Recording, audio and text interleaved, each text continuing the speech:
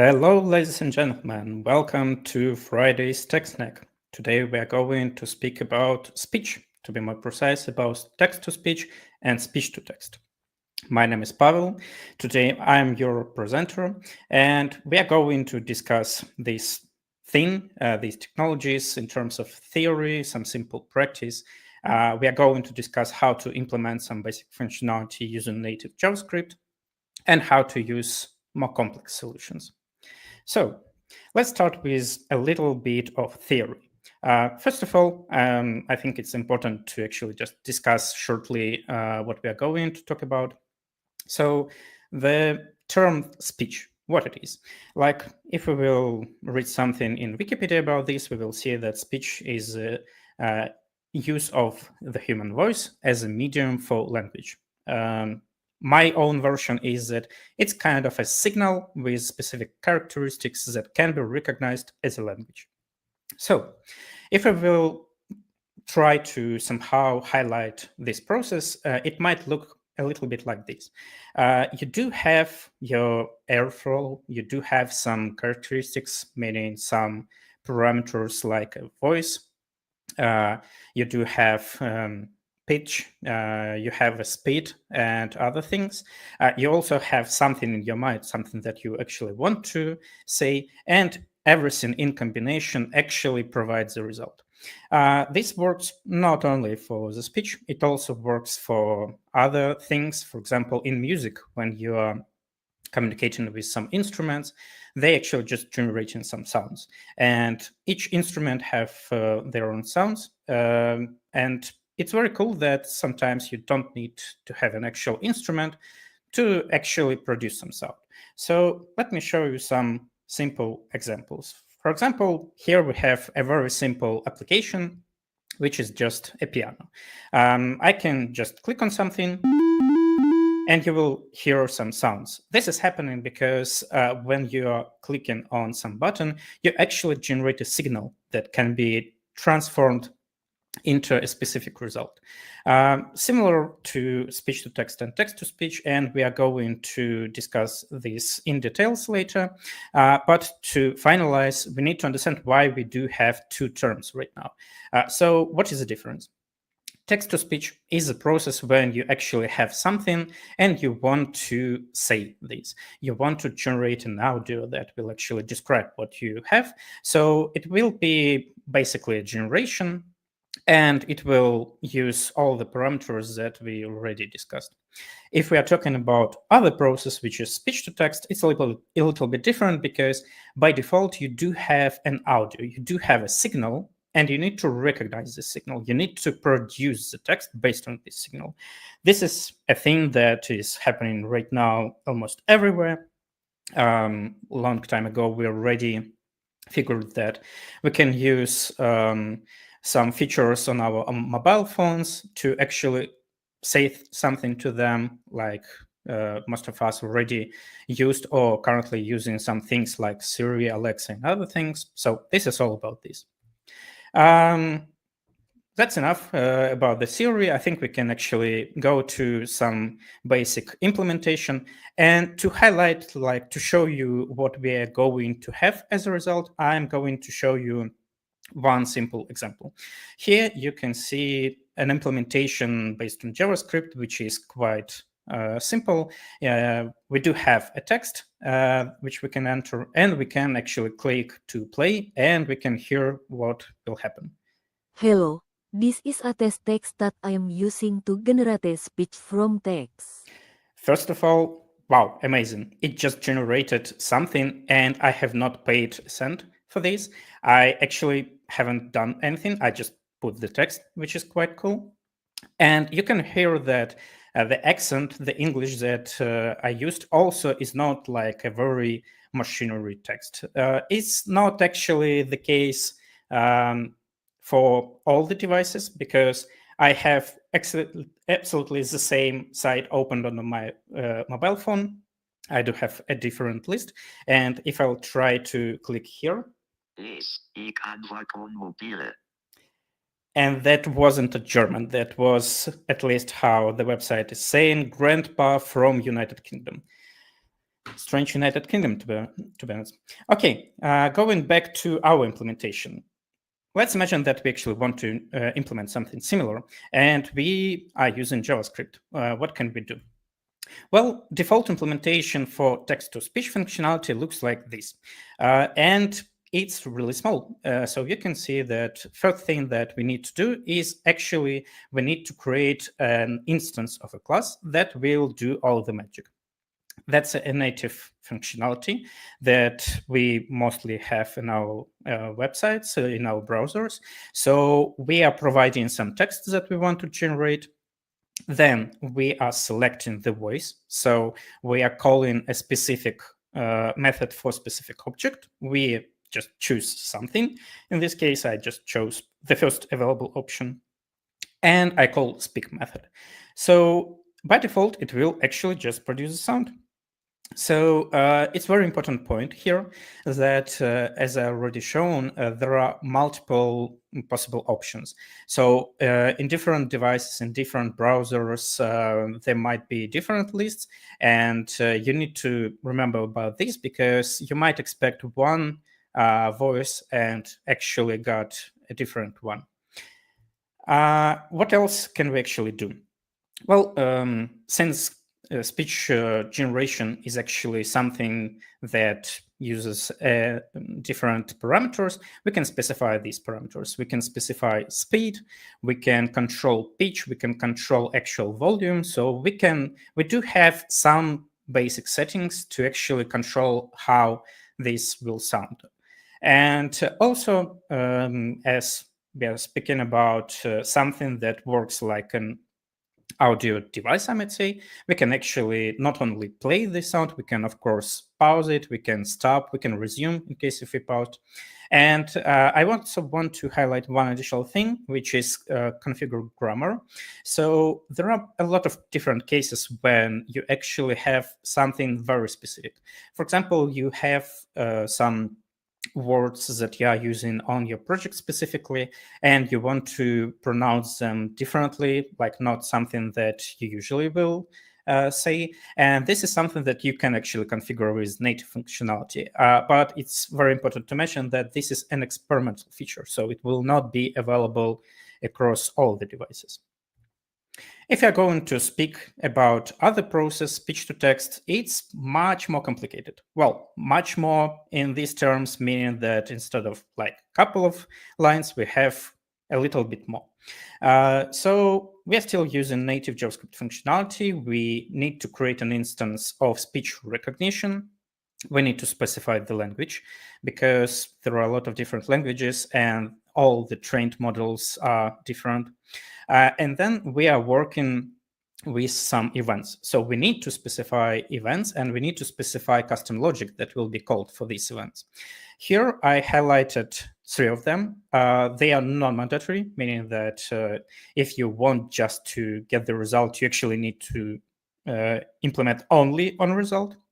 But it's always quite nice to actually have something when you start, when you finish, just to visually show this to the user. What we got here, so when we will specify these and when we will actually start recognition, it will run, and when the result will be ready, this event will be called. Here you can see that we are going to our event, we are taking results, we are going to a specific place on our results, we are taking our transcript, and here it is. Here is our text that we can actually use. And this is like a very, very simple functionality. Of course, there are much, much more. But, and very huge but, unfortunately, speech recognition API doesn't work in Firefox. Not only in Firefox, it also doesn't work in Opera.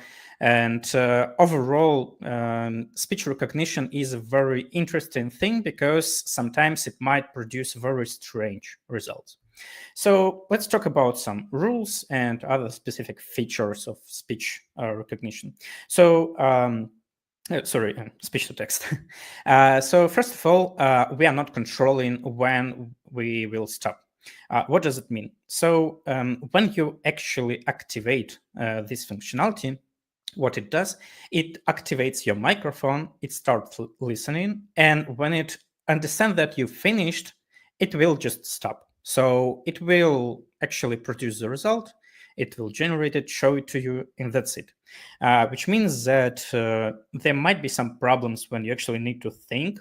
Like, for example, like right now, I'm just kind of simulating situation when I'm trying to get something out of my mind.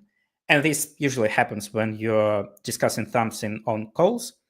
With such cases, there might be a problem because it will actually just finish the result and it will provide it to you.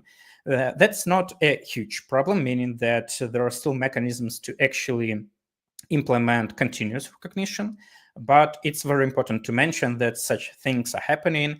And on my project, we actually had cases when we had this functionality implemented, and even with custom implementation, there's still cases when users received some results accidentally, like without even finishing, which sometimes might actually break your logic. The second part, very important thing, is that it's not always easy to recognize what you're actually saying. And it's completely understandable because even us personally, as humans, we cannot understand everything in 100% cases. Sometimes there might be problems because of different accents.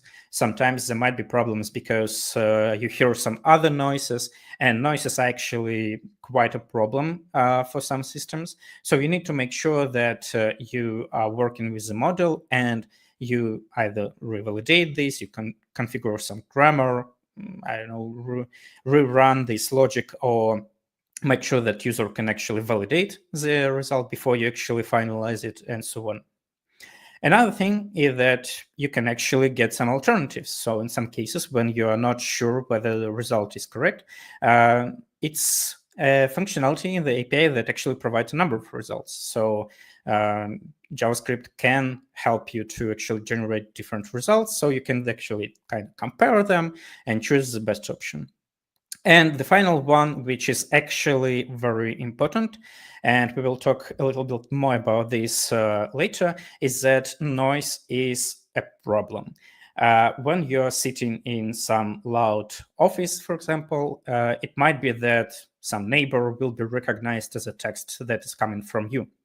And for some things, like when you're talking to ChatGPT, of course, it has a lot of different features, and it's configured to actually kind of to filter those noises. But by default, with default JavaScript functionality, it might be a problem for you.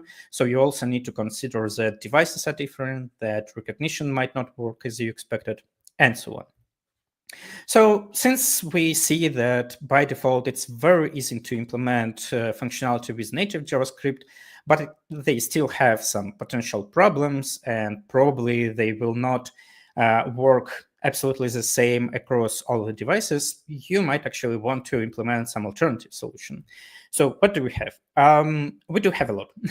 Actually, a lot of different services providing such speech recognition or generation services.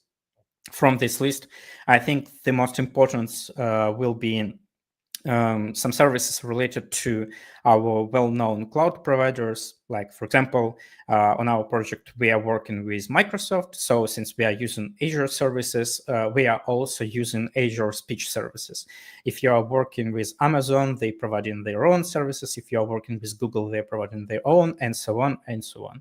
So you can actually see multiple alternatives. You can use a lot of different things, and each of them have their own pros and cons.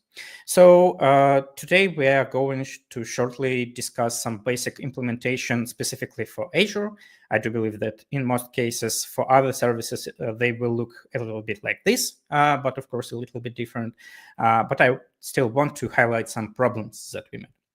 So let's start with a simple example of case when we want to actually convert speech to text. So here you can see a very small amount of code, again, very similar to something that we already saw. The difference, probably the main difference, is that, of course, we do need a subscription. So we need some secrets to actually communicate with paid services.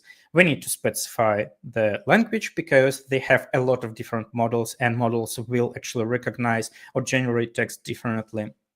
we are specifying what will be the input for signal. And this one is important because by default, when we are working with speech to text, mostly we are working with microphones, but of course we can specify some alternative inputs like audio files and other things. Then we are just generating an instance of speech recognizer. We are pushing some configurations, and we are calling recognize once async. So this code will actually produce the same result as we had with our JavaScript native functionality. The only difference is that voices will be different.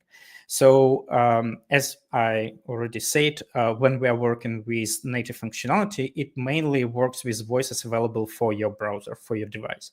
When we are working with cloud solutions, they do have a static list of configurations that you can use. So you can actually specify which voice will work the best for you. You're highlighting this and you will always use it. So in this example, I'm not setting it, but it's actually possible. And additional thing is that by default, they also provide a method to actually initialize continuous recognition, which means that they will just run the code that will actually work until you manually stop it. Another thing, text-to-speech, it's even easier. So here you can see that we again specifying our subscription. We again creating an instance of our speech synthesizer, and we push in this config. Of course, the config might be even bigger. And then we are just calling the method to actually speak the text. So here we will have this text, we will have the result. We can also control this text when it's speaking. So we would need to actually produce some additional instances, and we would need to connect additional class to actually control the sound, but it's quite easy to actually control it, to stop, to resume, and do everything else. This comment is very interesting. Probably without the context, it will be hard to understand. But the problem with Azure services specifically, that their models are kind of strangely working with some noises, and sometimes even when noises are not really noises. So there are multiple comments on the internet saying that there are some problems when you are sitting in a completely silent room, you start the recognition, and you see the word play for some reason. I manually tried, I actually caught something very similar. I've tried to actually cough just specifically to generate some noises. Sometimes it generating play, sometimes it generating some other random words. Once I remember, I said something like a simple one English letter like A, and it generated a complete phrase for me. So it might actually hallucinate. It might actually produce you very strange results sometimes, and hopefully they will actually update their models and they will work better. I know that this might happen across multiple services, and it's not a simple solution for this right now, unfortunately, other than just generating alternatives and make sure that you're selecting the one correct. But I think it's important to mention that you might also choose between different services. So probably you will be able to find the correct solution for you. And I've also prepared a set of different questions that I got when I actually worked with this, when I implemented something and integrated. And I just want to go through them and provide some insights. So the first one, how to make sure it's working if I don't see any results. So what is the thing here? You might implement the UI. You might implement some button that will start recognition. You click on it, you're saying something, and you cannot see the result. It might happen not only because the recognition actually haven't started, or because something wrong with the code and other things. So the easiest way, specifically in Chrome, to actually make sure that it's listening to you is by checking the Chrome tab. You will actually see that it's showing that it's listening. And I can show you it right now. So here I do have a tab with a simple implementation. You can see that here I do have a button, start listening. And what you probably want to see, just take a look at this specific corner. So I will allow this time. And I'm currently just saying something. You can see that here it's highlighting that it actually worked with my microphone, that it's actually using this microphone. You can also see it here. And it just stopped. And you can see that it generated some result. Not 100% something that I said. And you also saw that I have not made very huge pauses, but it's still finished, which is again the case that you need to remember about. And to make sure that you don't have something similar in production, I really recommend to work with continuous recognition more to actually control the cases when you start the recognition and you finish it, and maybe sometimes even rerun this recognition if you are not sure that everything is finished, or you can manually control this by additional button. So when you click on one button, it will actually start the recognition. When you click on the same button or another one, it will stop recognition. It should work in 100% cases. Another question actually related to voices, and it's more related to the native functionality. What if you're trying to do something, but you don't see any voices? That's also a true interesting case. I got it several times. The problem is that the logic that is actually receiving an amount of, an array of voices, it's a promise, so it's an asynchronous call.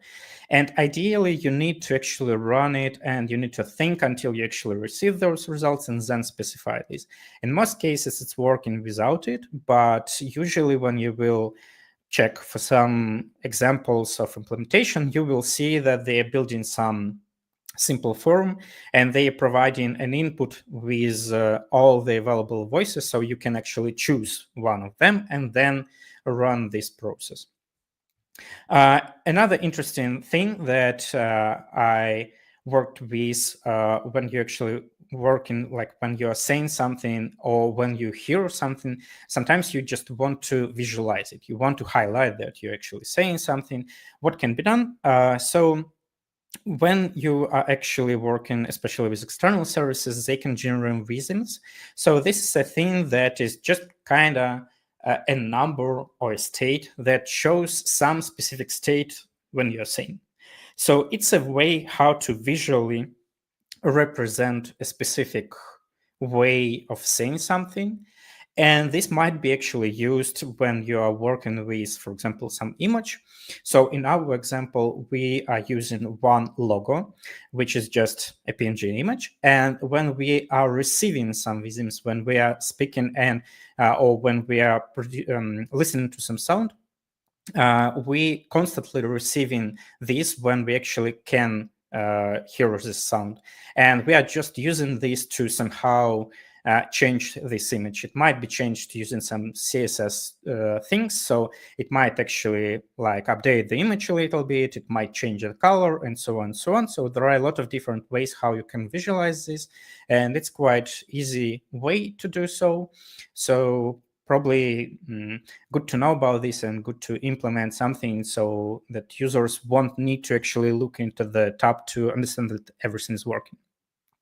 And the final one, I actually mentioned this, but I think, again, it's important to mention that mostly, especially when you are working with native JavaScript functionality, you are working with your microphone. But of course, sometimes you probably need to also work with some audio files. So it's also possible to actually use services, external services, to produce something from those audio files. Or in case if you want to save your result, you can actually generate this audio file based on the text that you have, or something like this. And that's actually it. That's everything that I wanted to tell you. So thank you very much for listening. I hope you liked it. If you do have some questions, please post them in the chat. I do see something. Works offline in the main parameter, need to check before selection of other provider. Yeah, so actual like work with parameters overall, work with configuration is very important. So there are a lot of things to configure. I spent a lot of time to actually play with different configs to try different things. Actually, I think that it's much easier to just run something and not to actually make sure that it's running as you expected. Okay, I see another comment. Thank you for your comment. That was an interesting topic, and it was actually very interesting to work on this. And I think since we do have a lot of GenAI stuff currently generating, that's probably one of the next steps to work not with the text, but rather with actual voice.